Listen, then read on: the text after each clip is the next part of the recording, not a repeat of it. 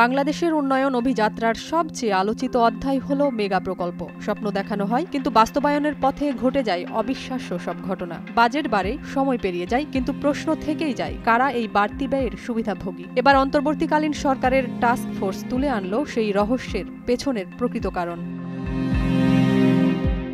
৩০ জানুয়ারি পরিকল্পনা উপদেষ্টা ওয়াহিদ উদ্দিন মাহমুদ একটি চাঞ্চল্যকর প্রতিবেদন প্রধান উপদেষ্টা অধ্যাপক মোহাম্মদ ইউনূসের হাতে তুলে দেন। সেখানে দেখা যায় বাংলাদেশে ৮টি মেগা প্রকল্পের মোট ব্যয় প্রাথমিক বাজেট থেকে $7 বিলিয়ন বেশি ধরা হয়েছে।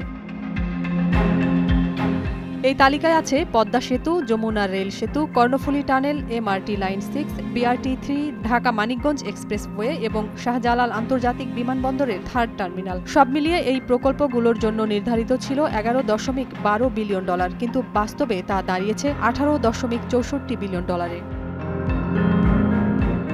কেন এই ব্যয় বৃদ্ধি? টাস্কফোর্সের প্রতিবেদনে উঠে এসেছে তার ভয়াবহ সব তথ্য। দুর্নীতি, ত্রুটিপূর্ণ সম্ভাব্যতা যাচাই, প্রশাসনিক ব্যর্থতা, সব মিলিয়ে সরকারের বিভিন্ন দফতরের অব্যবস্থাপনার কারণে খরচ বেড়েছে লাফিয়ে লাফিয়ে। বিশেষ করে ভূমি অধিগ্রহণে জটিলতা ও বারবার প্রকল্প পরিচালক বদলের কারণে মেগা প্রকল্পগুলো দীর্ঘস্থায়ী হয়ে গেছে। এমনকি কিছু প্রকল্পের খরচ দ্বিগুণেরও বেশি বেড়ে গেছে। উদাহরণ হিসেবে বলা যায়, ঢাকা মানিকগঞ্জ এক্সপ্রেসওয়ের জন্য ধরা হয়েছিল নির্দিষ্ট সময়, কিন্তু শেষ পর্যন্ত তা বাস্তবায়নে লেগেছে আরও কয়েক বছর। আর পদ্মা সেতু, যার নির্মাণ শুরু হয় 2011 সালে, সেটি বাস্তবায়ন হতে সময় লেগেছে প্রায় 13 বছর।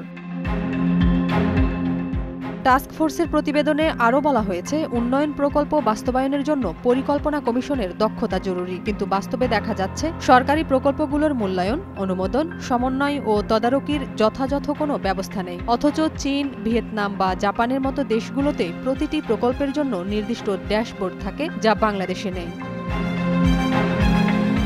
এত কিছুর পরেও প্রশ্ন রয়ে যায়, বাজেট বাড়ানোর মূল কারিগর কারা? জনগণের করের টাকায় হওয়া এই প্রকল্পগুলোর ব্যয়ের হিসাব কি কখনো মিলবে, নাকি মেগা প্রকল্প মানেই মেগা দুর্নীতি? নাজিয়াত রুনা, নয়া দিগন্ত।